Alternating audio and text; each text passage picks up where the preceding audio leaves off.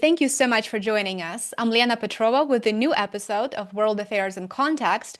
Today, I'm very pleased to be joined by Ali Alizadeh. Ali is Iranian-British political commentator and analyst based in London.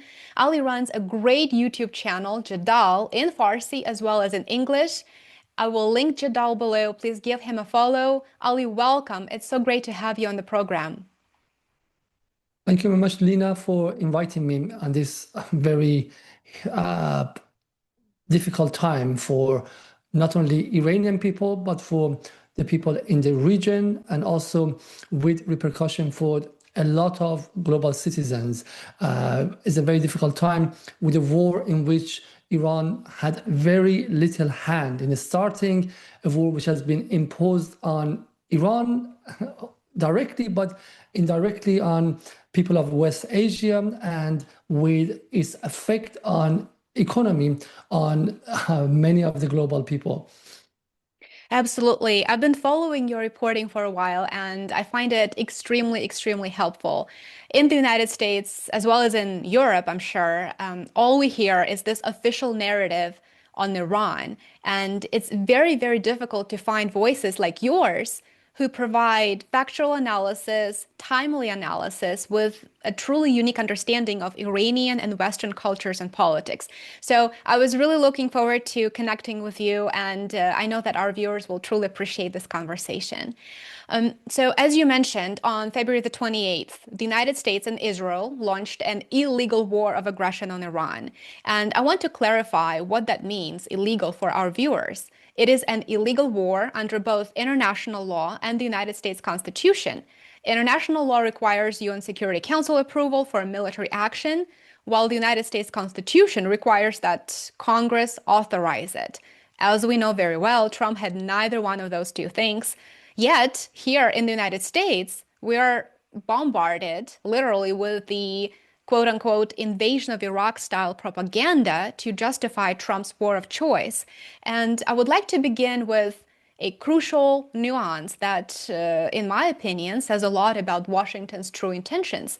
Shortly before the US attack on Iran on Saturday, the foreign minister of Oman, who was the mediator of the US-Iran negotiations, went on CBS Face the Nation, and he offered an insight from the negotiations, and he said, quote, "Full and comprehensive verification of Iran's uranium reserves by the International Atomic Energy Agency was discussed, and Iran agreed to this. Therefore, there was no reason to attack Iran."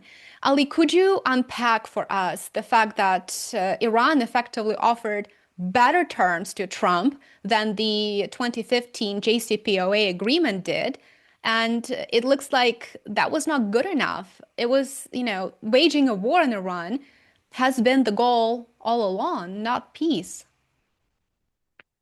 I mean, it would be a bit, I think it would be better to go beyond what happened on Friday with what Omani foreign minister said. It's better to look at the whole image since the whole saga of Iran's nuclear crisis since 2002, 2003. How did this whole crisis start when Israelis gave some info to a terrorist organization called MEK, which by that time they were still in American terrorist list, and MEK had a press conference in Europe saying that they have discovered some documents about Iran's illegal nuclear activities. IAEA entered, and then from that moment, we've had this endless negotiation. But until now, IAEA and international organizations have hardly found any evidence that Iran was ever after a nuclear kind of weapon. So if I explain what was the story behind Iran's nuclear program for the audience, things become much easier to understand. So why did Iran pay such a high price for the actual nuclear thing, about $10 billion, but taking into account the cost of the sanctions, some analysts predict more than $1 trillion has been taken from Iran's economy. And this sanctions as a result of nuclear issue has truly de-developed the country. So why did Iran do that? The answer is in 2003, you have to remember both sides of Iran were in the hand of United States. America had invaded and occupied Afghanistan, which has 905-kilometer border with Iran, and Iraq with 1,300 kilometer with Iran. Of course, Turkey, which has another, I think, 600, 700-kilometer border, is NATO's second biggest army. In the south of Iran, you had American bases in Bahrain, Qatar, Oman, UAE, Kuwait, and Saudi Arabia. And so you could see the whole country was encircled by United States. In that situation, that's number one problem. The second problem is Iranians very early on realized that Israel is a very significant player in this region, which will not allow another country in the size and population of Iran exist freely. So Israelis have been on the mission of destroying any independent or semi-independent nation state in this region one by one. Israelis were absolutely significant in pushing United States to attack Iraq from 1990 all the way to 2003. And when they finished with Iraq, when they were happy that Iraq is not a country anymore, is going to be a wasteland for many decades to come, they immediately shifted their focus to Iran. I mean, when I say Israelis, it's one single person is very significant in this story. That's Netanyahu. Netanyahu was the one who, for the first time, said Iran is few weeks away from nuclear bomb in 1996. But then in 2003, he was the loudest voice in Israel, going to American and European capitals and lobbying for the necessity of attacking Iran, even before attacking Iraq. So that's when Iran entered into this endless negotiation. The first round happened between Iran and European Troika, France, Germany, and Britain in 2003. They reached an agreement in Saadabad, which was sabotaged by George W. Bush's administration, and Iran didn't receive anything. Then by 2005, especially when Iranians saw that America is in trouble in Iraq and is not giving Iran anything, from being fully defensive, they went into a slightly more offensive posture. They took away they reopened the nuclear facilities, which were sealed through those negotiations, and they started work again because they saw that America is not in a very good situation in Iraq, and they started that. In 2007, they imposed some sanctions and some United Nations Security Council resolution against Iran. At the time, even China and Russia were not in the position to disagree with America. America was still the hegemonic power of a unilateral world. And then 2008, 2009, 10, another kind of the two more big resolution came against Iran. And so the ground for isolating Iran was set. In all these years, Iranians were negotiating, Iranians were cooperating, and Iranians had one line: we have the right to enrich as a member of NPT, and this is like within our lines. We haven't crossed any boundary. We are open to inspections, and we are not interested in gaining nuclear bomb. So that was the line. And of course, in Western media, you heard from day and night that they are lying, they are deceitful, they are not honest, which is like all rooted in so much colonial background, in a sense, the way that the natives are never going to be trusted, the Iranians are never to be trusted. And I think now, it's 2026, the global audience should look back and see whether Iranians were trustful or not. Iranians, if they want to make bomb, there were so many opportunities in the last 23 years of this crisis and saga. They would have made it. But Ayatollah Khamenei didn't want to make the bomb. He insisted in a very honest and truthful way that we do not want to make weapon of mass destruction. So the Iranians opted for a different option, which is both moral and also would give them partial deterrence. And that was turning Iran into a threshold state. So Iranians thought within the legal framework of being a member of NPT, we can become a threshold state. What does it mean? We have enough enriched uranium, which allows us to make a bomb if in an unforeseeable future, Israel or America threaten us with nuclear attack. So even today, if tomorrow, next week, in 2 weeks' time, this war expands and Trump feels that he's not winning the war, from what we know from him and his style of sudden escalation, going from the third level to 10th level, he may come and say, tweet and say, people in Tehran evacuate, I'm going to nuke Tehran. And then Iranians always would say, in such situation, it would be legitimate and in line with our religious morality to defend ourselves. We would go underground and we will come up with a bomb in whatever the breakout time is, the breakout window. It can be 3 weeks, a month, a year. So all these talks that you've heard in the last 23, 24 years about how much enriched uranium Iran is entitled to have, all of them lead to this point that what is Iran's breakout time? And so that was when Iran sat down on JCPOA, and Iran voluntarily in 2013 and 2015 through negotiation accepted to elongate its breakout time from few weeks to 1 year, and also end its plutonium program altogether. In response, the Iranians hope that America will lift the sanctions, and also America comes and invests in Iran. Iranians buy some of the American goods, like about $45 billion worth of Boeing aeroplanes, in order to entangle economically, and that also adds some deterrence. But it didn't succeed because neither Saudi nor Israelis, and we know that even possibly Emiratis, did not allow that. There was so much sabotage, and Obama administration, which was at the end of his second term, did not show enough will to do so. So even though they lifted sanctions theoretically, but in reality, they did nothing to even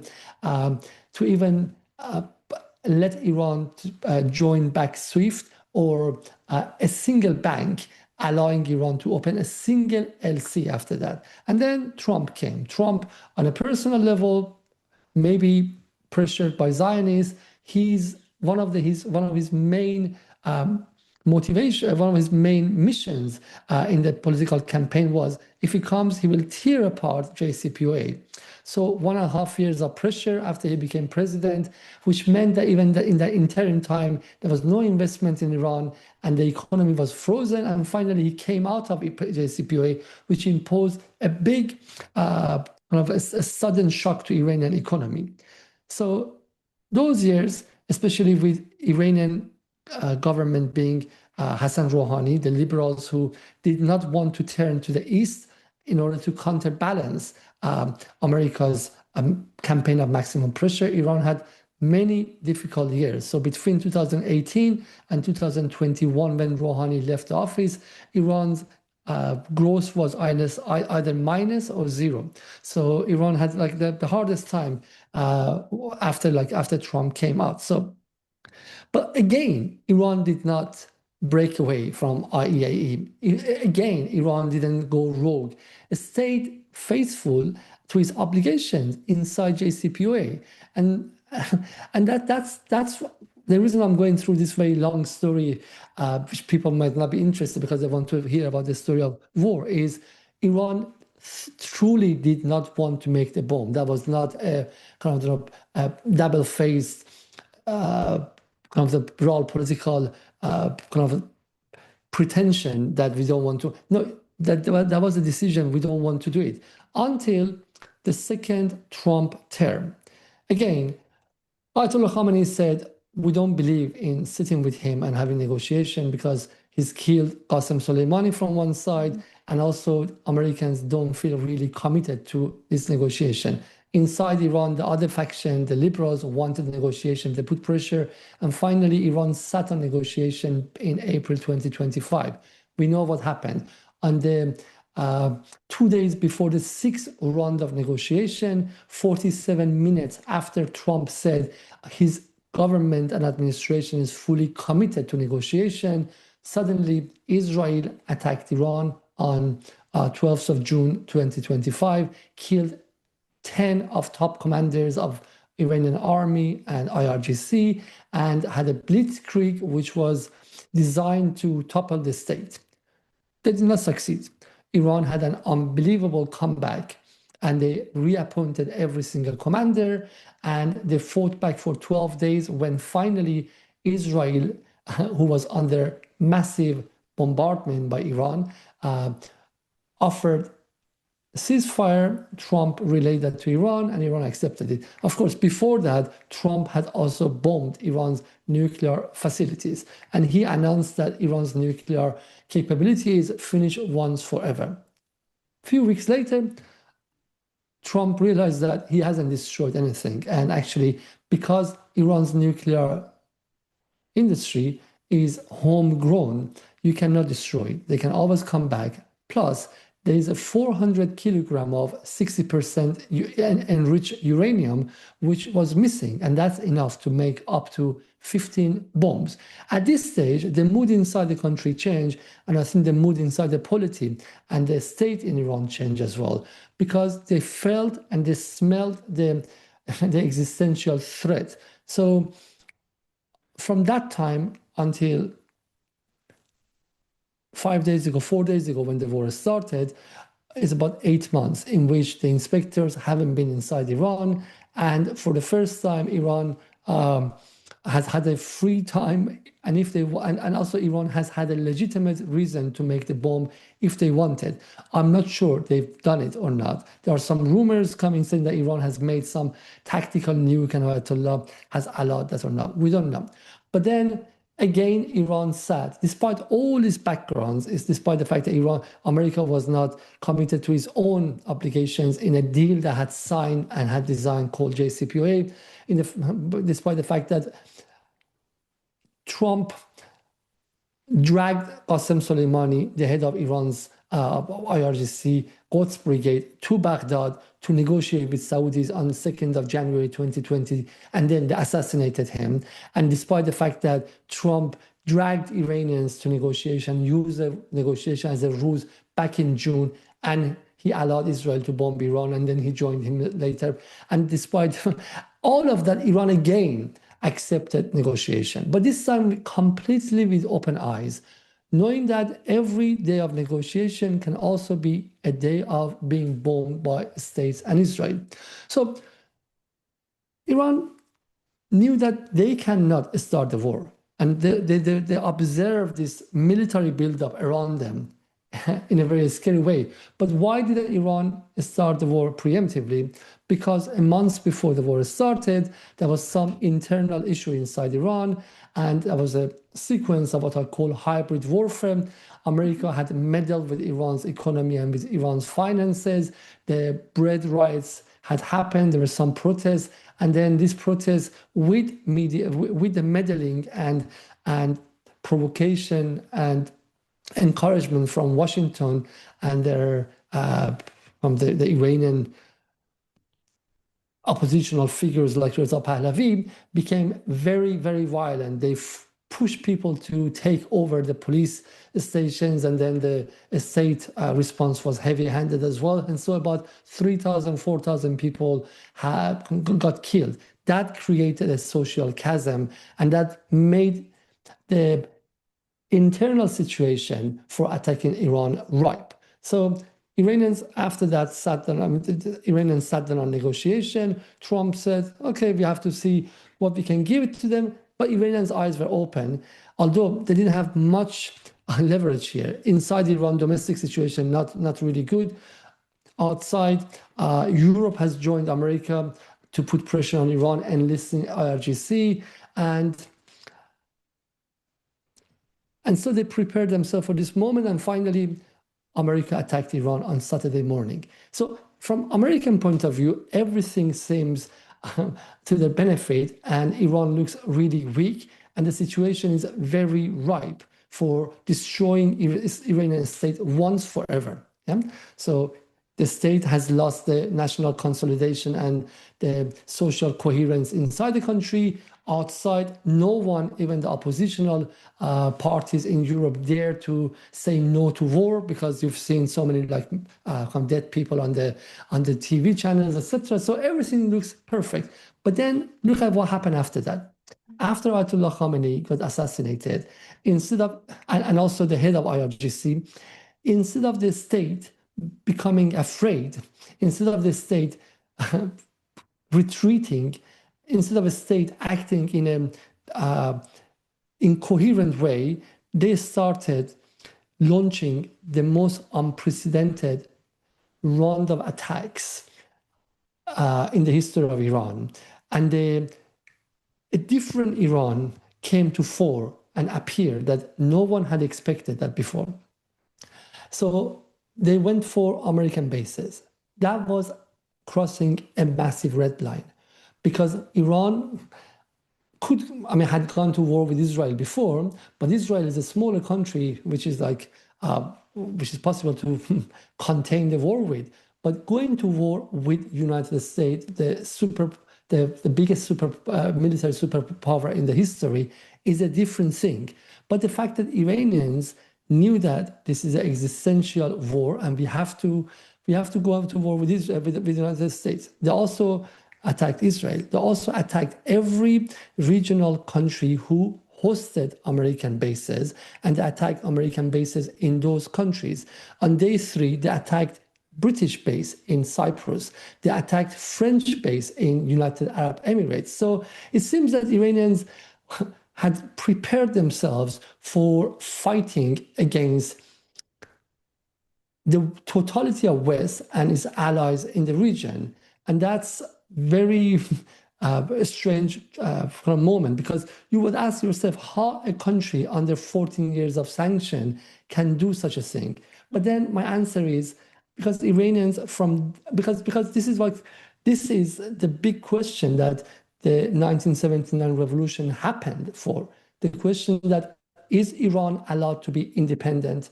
Is Iran allowed to be a sovereign country? Is Iran allowed to decide what it wants to do with its resources or not? And so that's the question. For 47 years, America isolated Iran and put sanctions, and for 23 years told Iran, you are not entitled to your legitimate legal rights under NPT, and you are not allowed to use enrichment, which is part of your rights. And so Iran stayed on it basically. Iran insisted on it because realized that's the question of its sovereignty. But as I said in other places before, Ayatollah Khamenei was a very prudent leader, and he did not want to have an all-out war for Iran. One of the reasons for that was because Iran had experienced an all-out war with Iraq in 80s. They had seen the consequences of losing the infrastructure. They know what war is. And unlike American army, who usually fights the wars from outside, from 10,000 kilometers away through drones and fighter jets, Iranians had lost 230,000 of their men in that 8 years war. So they did everything possible not to bring Iran into an all-out war. The fact that they are doing it now is because United States had closed every other possibility. So that's why, again, the story is very simple. What you see now is a war imposed on Iran, and the fact that Iran tried to evade this situation, tried to escape this possibility for so many times. When in 2020, America killed Qasem Soleimani against the international law, Iran should, many people think they should have attacked and retaliated in a proportionate way. And Iran didn't do that because They said we don't want an all-out war. In 2025, July, when America bombed Iran, Iran could have attacked and damaged American personnel, and Iran didn't do it. Iran symbolically attacked Al-Udaid. So people should realize that Iran is not the one which is the culprit here. However, the global media is completely turning the story upside down, demonizing Iran as an Islamist, as a radical, as a fundamentalist state, doing it for ideological reason. This has nothing to do with ideology. This has nothing to do with religion. This is not happening because of that. Iran, as a country which has been there before every other nation state in this region, and most of these nation states in Europe. I'm not going to go to ancient history and talk about Achaemenid, who created the first official empire in 532 BC. I'm talking about modern time. Iran was established, as Iran as we know it, was established in 1500, and that's before many other countries. It's like when you look at that time, only I think 10 other countries which still exist, like China, Japan, Spain, Portugal, and France possibly existed at the time.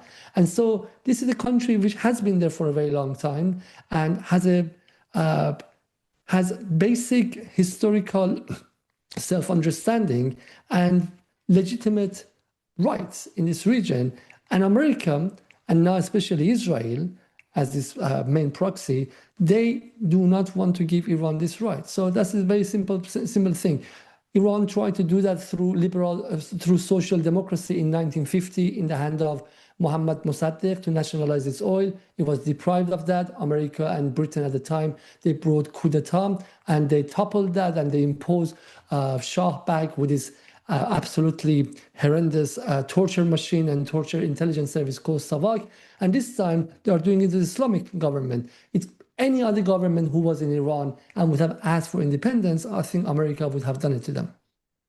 Ali, thank you so much for walking us through these important facts, because this is truly the background that people need to understand to grasp the events that we see unfold today. So I certainly appreciate you doing that. And I was sort of taking some notes here on the side because you touched upon so many important aspects that play into the Iran war today. And the first one that you said is Iran is part of nuclear NPT, right? Nuclear non-proliferation treaty. Yes. So, and to be clear, Israel is not. So we're talking about a very, very important dynamic here where a nuclear armed state such as Israel that has 200 nuclear warheads, according to reports, and this is very similar to the number of nuclear warheads that France has, just for comparison purposes, a nuclear armed state, Israel, is effectively coercing a non-nuclear armed state, Iran, to give up its right for a peaceful nuclear program, right? Because it wants it to get rid of all of its facilities that enrich uranium, that are part of the industry. That Iran does have the authority to have based on international law and based on being a signatory to NPT. So that I think is just a very important aspect for our viewers to understand that we're talking about two nuclear armed states, Israel and the United States, effectively coercing Iran into giving up its legal right to enrich uranium. And one of those two states is Israel that refused not only to sign NPT, but also refused to allow inspections on its Dimona nuclear plant since the times of John F. Kennedy. And that's something that Professor Mearsheimer discusses in great detail in his book, The Israel Lobby, that I would encourage everyone to read for further discussion on this topic. But I think that's a very important part to understand for those who may not be familiar with the intricacies of this. So if I may add to this one, actually, that's Yeah. the crux of the matter now, because exactly, I mean, simply, the story is Israel should be only nuclear power in the region. And Right. if Israel threaten Iran with nuclear bomb, Iran should not have the right to go and build its bomb even like in 6 months' time or a year time. So look at that. We are in the day 4 of the war, and if tomorrow or today Netanyahu threaten Iran with nuclear bomb, which can be delivered in 2 days' time, and many of Iranian cities burn down like become burned like Hiroshima and Nagasaki, Iranians cannot even go and say in a month's time we can like retaliate, and that would bring some deterrence. So in a sense, the message is very clear. Only Israel should have the nuclear kind of bomb here, and that's important now because I think in this special conjuncture, America cannot be overstretched anymore. America has been too overstretched, and that's why it's been declining because this kind of military machine is too expensive. And I believe they want to hand over Israel, the West Asia to Israel. They want to hand over to Israel, and so Israel is in the brink of becoming a hegemonic power. So Israel is not fighting for existence anymore.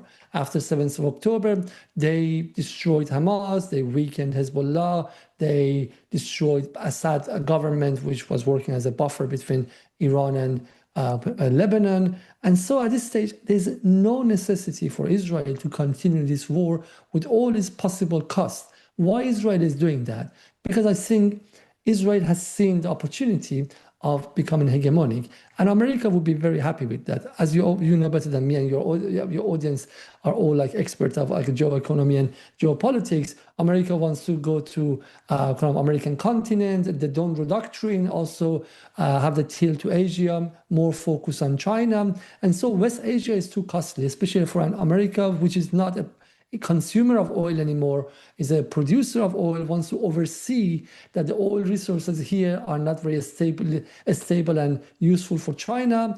But that's the role of sabotage in this region, which is a war can help it. But then if Israel can do this job of sabotaging this region in a much cheaper way, America would be happy with it. Remember, what happened with Iraq and Afghanistan war? Trump said $8 trillion, $6 trillion in Iraq, $2 trillion in Afghanistan. I don't know whether it's true or not, but he's a businessman. He had calculated the interest as well.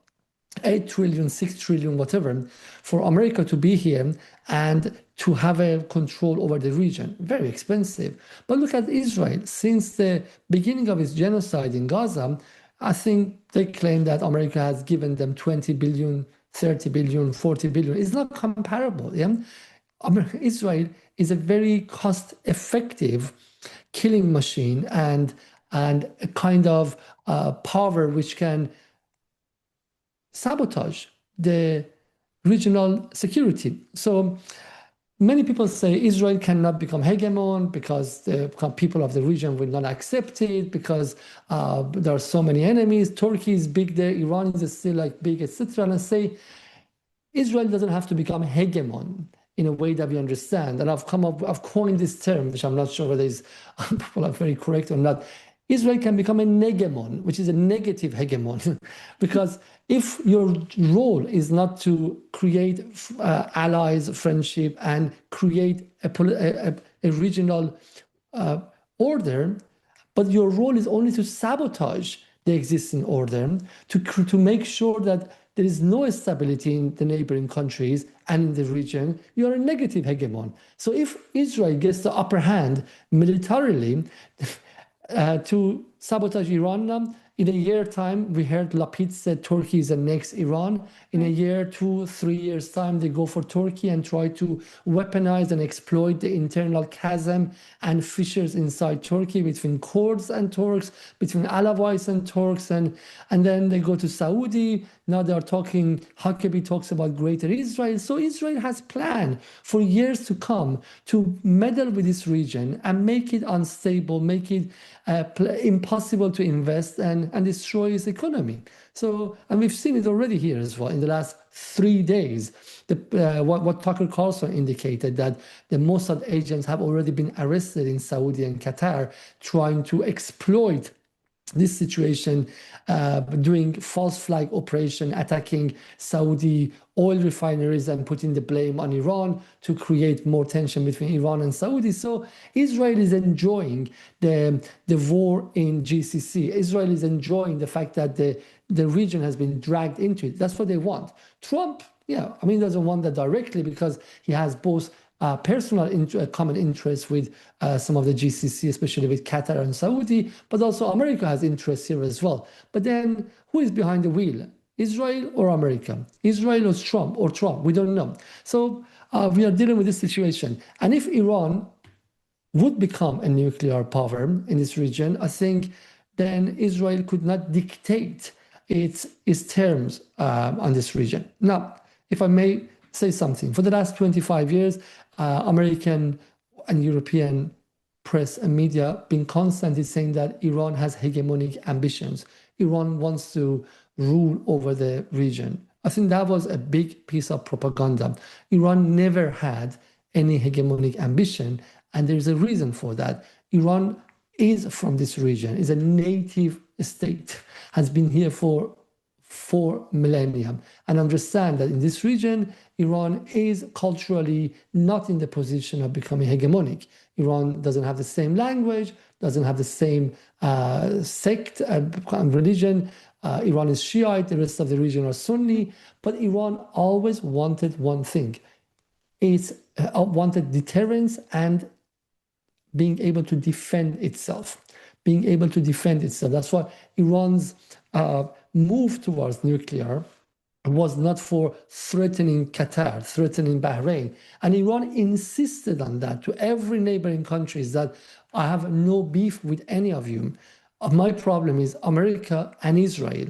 And that's our own problem. Iran invited every nation to come and join Iran in this struggle to run the region in autonomous way.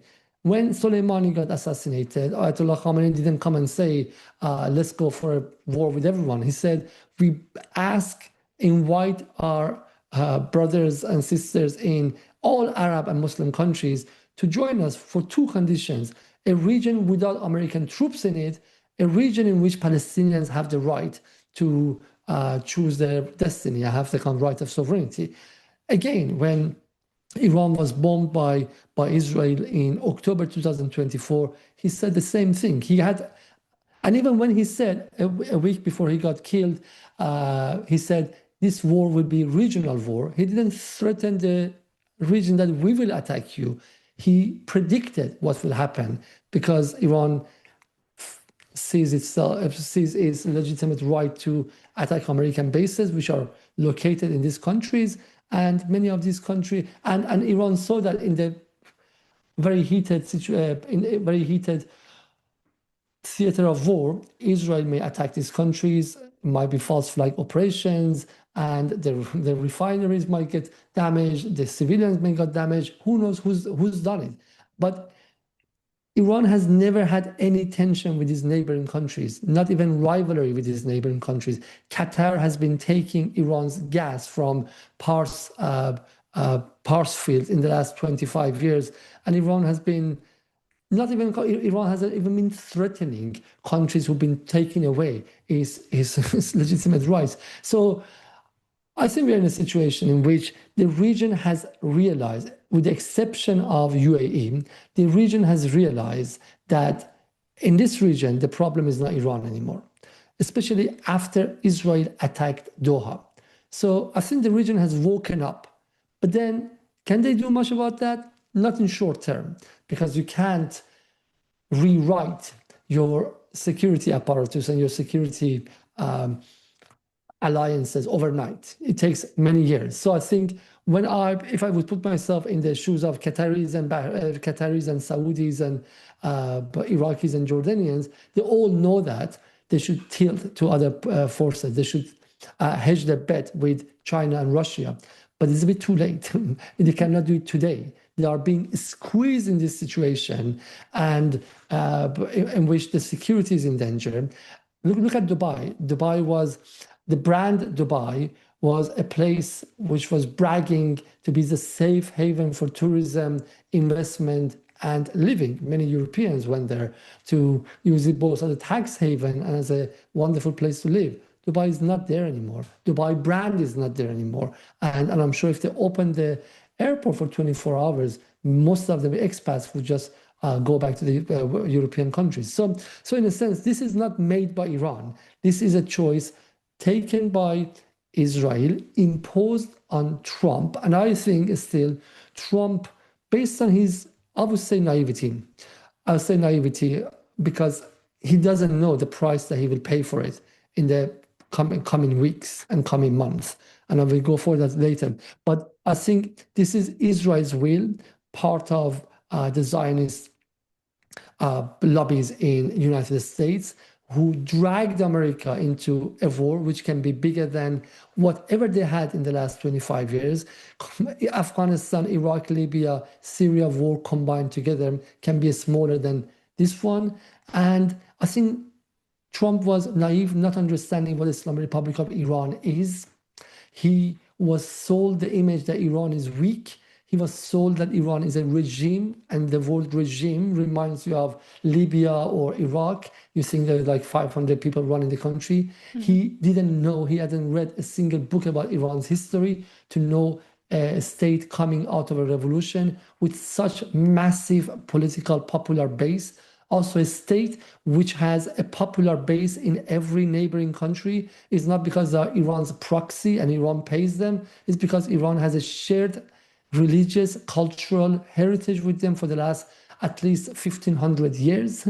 And the Shiites in Iraq, Shiites in Kashmir, Shiites in part of Syria, I mean, less than Syria, but in Iraq, in Yemen, all of them are willing to stand with Iran all the way. And also the question of Palestine, which is becoming more and more clear to people. And one other thing, why Israel is so much in rush? Because the way that Israel is acting doesn't make much sense in terms of realpolitik.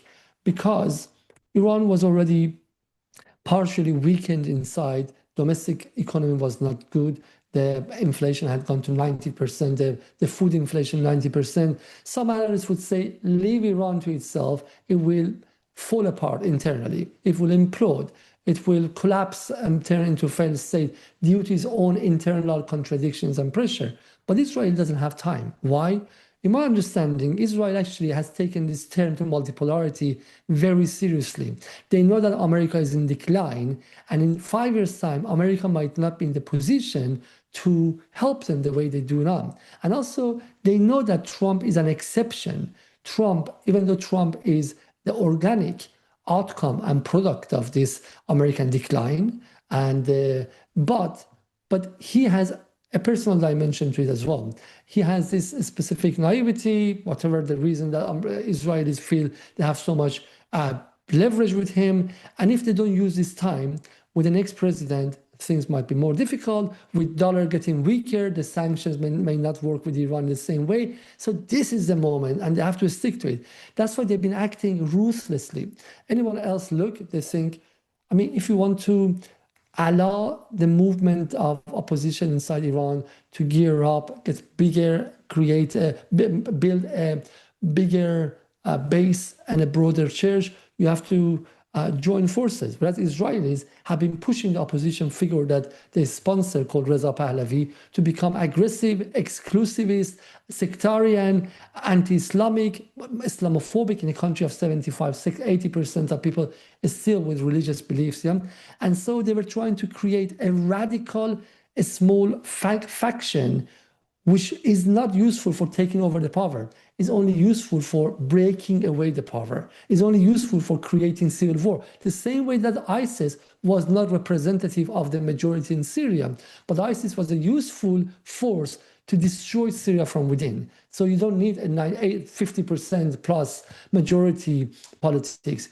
A 3% aggressive radical force which threatens rivals and competitors with killing and rape and things would be very useful for that. That's why watching Israel, I think Israel has a specific end game goal in this war, which is not much shared with Trump. And I don't even think that Trump has a end game in his mind. I don't think Trump has a vision of what this war can turn into it. When he came yesterday and said this war can be for many weeks, I think he was just consoling himself and he was trying to keep his own morale high, because I think he thought originally this is going to be a weekend war.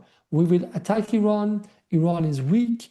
Their leader is gone. The leader was depicted to him as the old, insolent man who doesn't accept pragmatism. With him gone, I'm going to find Adelcy Rodriguez, and that's it. 24 hours later, they come to negotiation table before the markets reopen, and everything will be fine. And then he suddenly saw a different Iran. He suddenly saw that these people are more powerful than ever. Rocket missiles are coming from everywhere, and it seems that part of their operation is, it seems that the will is unleashed. The will is unleashed. Second thing that he had no understanding of, as I said, I think he hasn't even looked at in Iran Wikipedia page. He didn't know the culture inside Iran and the role of martyrdom in Shiism. So Shiism, which is Iran's special version of Islam, is based on the necessity of defending downtrodden and the oppressed. And for defending the oppressed, you have to go as far as giving your own blood. And you have to allow a big sacrifice of yourself and your loved ones in order to stop the oppression in your land. And that's why the third Imam of Shiites, he gave his life, his children's life, and 75 of his companions, they all got massacred. And this story is the pivotal, central myth story narrative inside Shiites in Iran. And the way that Khamenei got assassinated has so much reverberation of this story. Also, he got assassinated similar to first Shiites Imam Ali, who got assassinated in a mosque in the middle of Ramadan. So when normal, ordinary Iranian religious faction look at him and the way he died, even many of those people who criticized him before, many people who had criticism of the state and its way of running the economy, and the way that, of course, a base, look at Cuba or any other country, a revolutionary base can get eroded, can get exhausted, can become suspicious with all the contradictions and the states not running this issues smoothly, corruptions come up, some oligarchs appear here and there. But then the way that Khamenei died, I think really changed everything, re-energized everything. Watching the videos around, some of these videos are coming from many of the poorest suburbs of Iranian cities, places that had bread riots in 2019, and they lost loved ones when the state tried to take control back and suppress those riots. And then all of them are back on the streets. All of them are back on the street with a different energy. So in a sense, Trump, number one, inadvertently energized and revived the revolutionary energy of 1979, which had been eroded over 47 years, was exhausted. So that's what did. So in a sense, I said Trump 2.0 created Iranian Revolution 2.0. So that's number one. Second, Khamenei was a prudent and careful political leader. Afraid is not the right word, but cautious of not entering into an all-out war. In his absence, the state, and especially the mood of the country, is much less cautious. And also at the real political level, they know it's a war of existence and there's no other choice. Yeah. So the reason I'm saying is what is happening now is exactly what, even if Ayatollah Khamenei was alive, the state was doing. But maybe in day 7 or day 15, if Ayatollah Khamenei would be around, Iran would have behaved differently. But I think in his absence, the state would go much further. That's important. I'm not saying that if Ayatollah Khamenei was around, the state wouldn't have attacked American bases. No, no, no. A big part of what's happening now is Trump and Netanyahu's making by forcing Iran to the corner. And it's like Iran's necessary reaction for survival. But I'm saying that we will see a much more elongated war in his absence. The pragmatists in Iran are absolutely sidelined at the moment. No one would even dare to talk about negotiation because the mood of the country is very, very different. That's number one. Number two, I think Trump even revived Shiite movement and sentiment in a pan-regional way and beyond Iran. So I think what we'll see in Lebanon, in Iraq, and many other countries will be in Bahrain, for example, will be very different. He didn't know killing a clergy who is a source of emulation of up to 4, 5, 6 million people has a has a significant repercussion. As I said in other places, Khamenei was a warrior pope. He was a warrior pope. He was a pope who was also a warrior, yeah? And that's why this has another significance as well. And this will make the region never go back to the day before his assassination. And also, number three, I think now Iranian state has found out the necessity of becoming nuclear. So I always said that if Iran ever makes a nuclear bomb, it's not out of its own choice. The bomb should be called not Fat Boy, the way that Americans call the bomb in Japan. It should be called Donald Trump, because Trump is the main reason for Iran making bomb. Iran would never, ever have made the bomb if Trump had not forced and pushed to it. So the bomb is backfiring, is a result of backfiring of Trump's absolutely irrational, heavy-handed politics towards Iran, both in first round and second round. And third thing is, I think American analysts sold so much false propaganda instead of analysis to White House. Number one, Iran is weak. Yes, Iran is weaker than the time that Sayyid Hassan Nasrallah was alive, but then Iran is not weak enough that you can swallow it as you've done with Saddam and Libya and other places. Iran is far stronger than this. Number two, people inside Iran want to do a regime change. Yeah, but part of the people in America want to do a regime change. Is it significant enough for toppling the state tomorrow? I'm not talking about legitimacy. I'm talking about real political point of view. Yes, 10% of people in Iran, 20% want regime change. 40% would be happy with the regime change if it was bloodless. But the moment that the first drone comes, that 40% run and ally themselves with the state, as they did in the 12 Days War. Also, is a deep-rooted nationalism in an old country. They're not going to ally themselves with a foreign invader. 10% of people with more than a decade of psychological and media operation from Tel Aviv and other countries have been so brainwashed that they would open themselves to foreign invasion. But the majority of the state doesn't.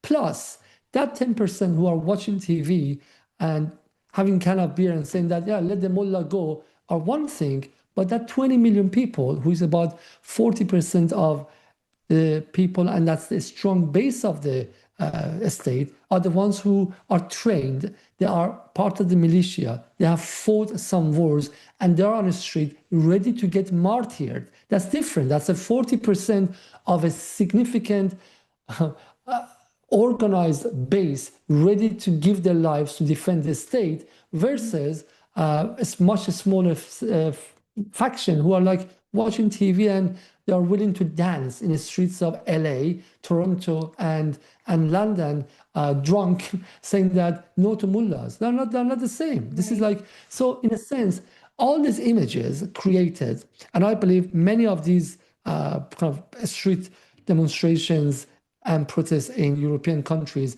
were organized behind the scene by Israeli embassy in order to create the optic needed to deceive Trump and to push Trump into this war. And I think a lot of that will disappear in the next few days. You will see, because now there are so many montage and so many edits of people dying in Iran, normal, ordinary children dying in Iran next to these like dances, and the opposition is losing legitimacy by hour, by minute. So I think this optic will go away. In few days' time, we will see a very clear message from people inside Iran, not only the base of the state, but also normal, ordinary middle class saying no to Trump. So he will not have any mandate for pretending that I'm bombing them because they asked me, on number one. Second, the region is frustrated. They know that they're losing big time. I think the region has realized that Israel is not their friend. I think even United Arab Emirates, who is part of Abraham Accord, and they are really they are like Israel's closest ally. They suddenly have realized what's the cost of being Israel's ally. As Kissinger said, being America's enemy is you have to pay a price, but becoming America's friend is even higher It's cost. even deadlier, Becoming yeah. Israel's becoming Israel's friend in this region is even more costly. And so I think this war has backfired very badly. The question is, is the energy gathered to push Trump back enough to fight back against the Zionists in Washington or not? I'm not sure. And my main hope is with MAGA and with Trump's own base, because we know that only 20% of American public supports this war. But I think if we don't hear stronger voices from inside his own base, and if he doesn't see his numbers are falling apart and are dropping very badly, and he will lose midterm election, he will not act swiftly. And if he doesn't act swiftly, this war can expand to a point of no return. Right, exactly. And yesterday I came across a clip of an interview of an American academic, Robert Pape, who has studied air power and regime change. And I will insert that clip here if I can find it later as I edit the interview. But essentially, Robert Pape said, air power alone cannot achieve regime change. Because when people, and this kind of goes to support what you just said, because he said, when people see bombs falling and their friends, family being killed, they unite against the violence. They unite against the actor that's causing the violence. They're not going to say, oh, yes, we support this. So, it's very valuable to hear your sort of insight into this, because we also hear it on the other side here in the United States. There are some brave academics who say, like Robert Pape, who say, this is not going to achieve any positive results, even if Trump intended to, rally people around some third actor to cause regime change, No, to he can't. overthrow. Yeah, you can't do No, he that. And can't. He so can't. that's you No, can't that's being no, supported by what I want to add to Robert Pape is maybe you managed to do a regime change by rallying people in place like Libya. Even like in Syria, maybe you had a chance to do so. But they don't understand. That's why I'm saying the word regime is very important. When they say Iranian regime, they are not only insulting the Iranian state, they are basically exposing themselves to some false narrative which will damage their own analysis. Iran is not a regime. Iran is a state with a mass popular support.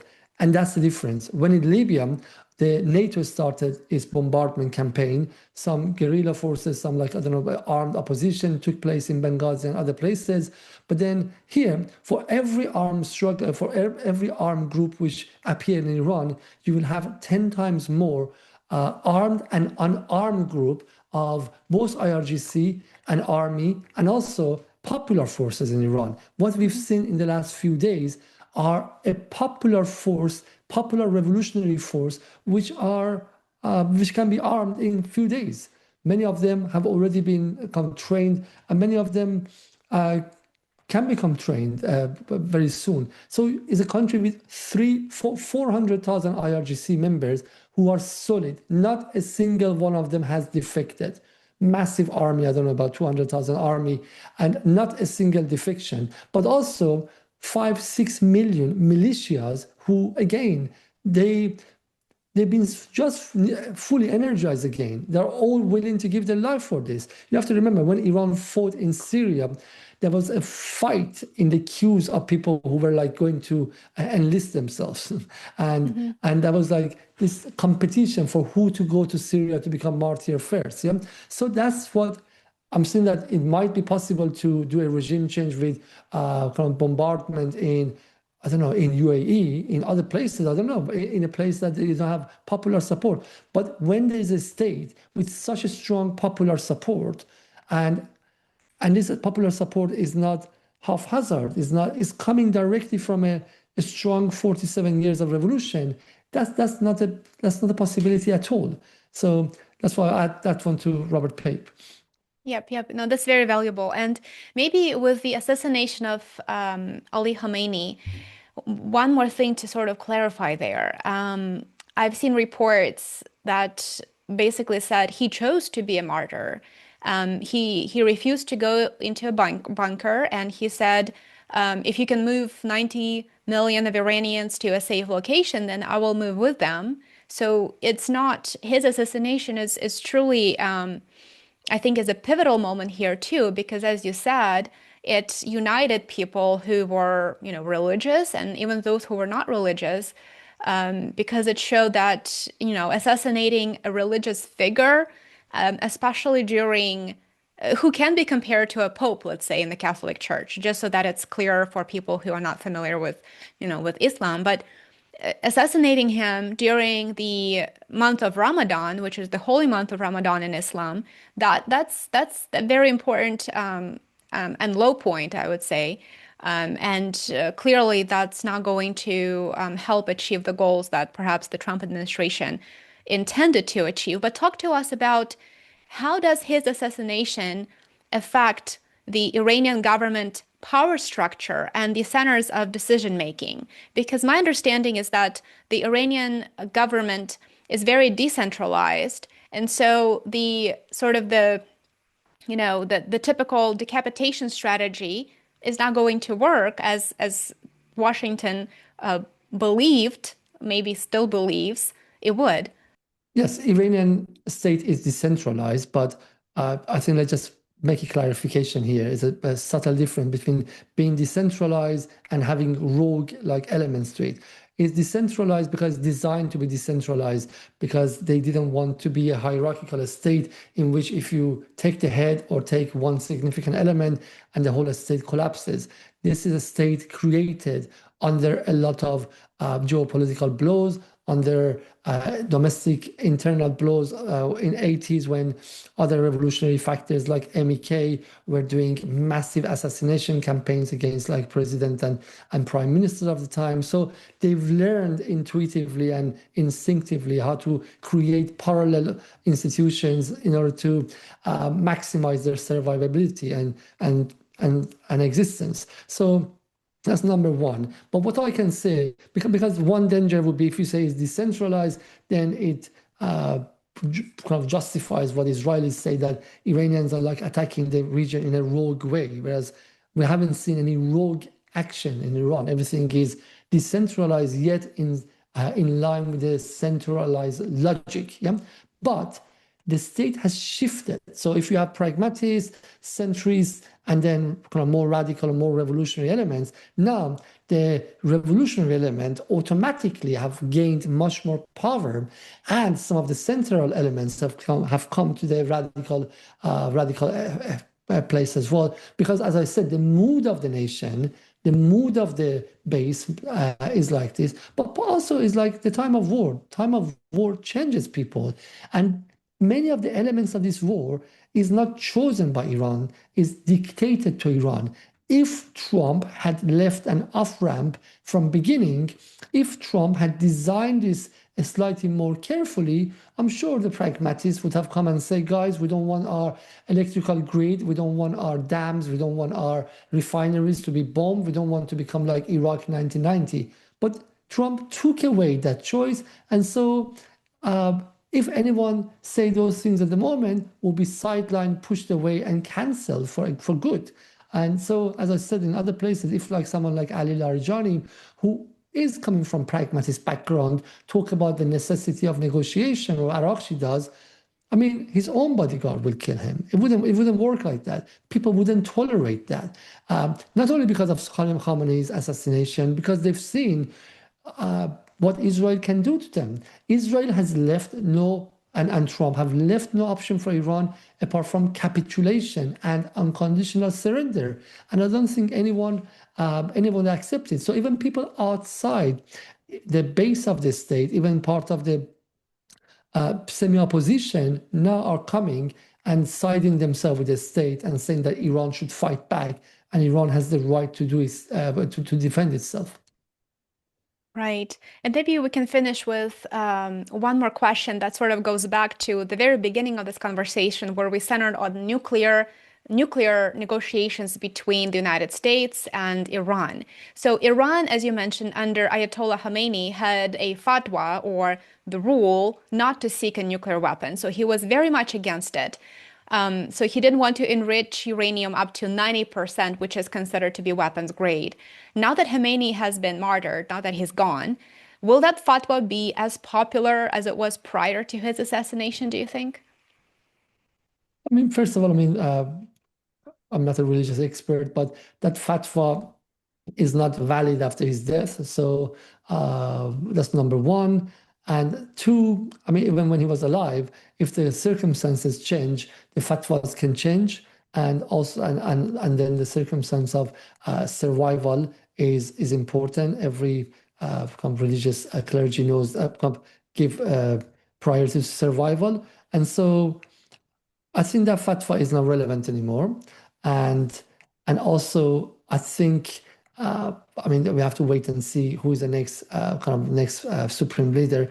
But I don't think that fatwa was taken away from Ayatollah Khamenei in special circumstances. The news is Javad Zarif somehow forced this fatwa out of him, and they asked a question and then they published it, because the understanding back in 2010-11 when the fatwa came was through that fatwa they can ensure the Western governments that Iran is not after that. I think that fatwa might have been wrong in the first place, even though, as I said, Ayatollah Khamenei genuinely believed that, but I don't think that fatwa is relative anymore. If Iran comes alive out of this war, and that's a if, because despite whatever I say, it's going to be a bloody war in which Iran is not fighting against Israel, Iran is not fighting against America, Iran is fighting against NATO and EU and Britain as well, and and is a difficult war.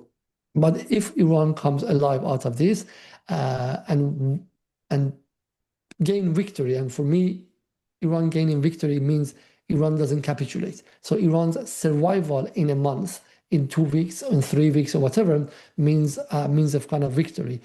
I think then Iran would not sit on any negotiation table with America or any other country over its nuclear.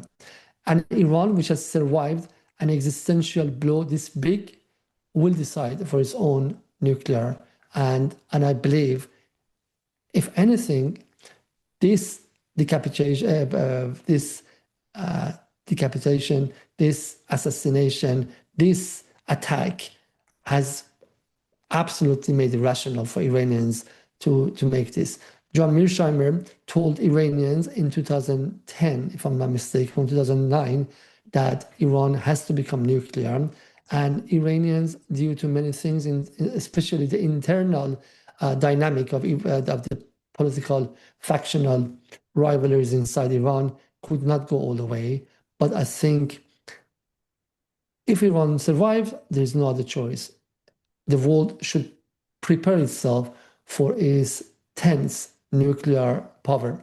Hopefully this serves as an example of the need to find peaceful solutions, to really push for diplomacy rather than default to war and violence. Ali, thank you so much for joining us today. I truly appreciate this conversation and the insights that you shared with us. Please go ahead and give Ali a follow for more analysis on Iran, on the Iran war, and the Middle East in general. And I will see you in the next episode.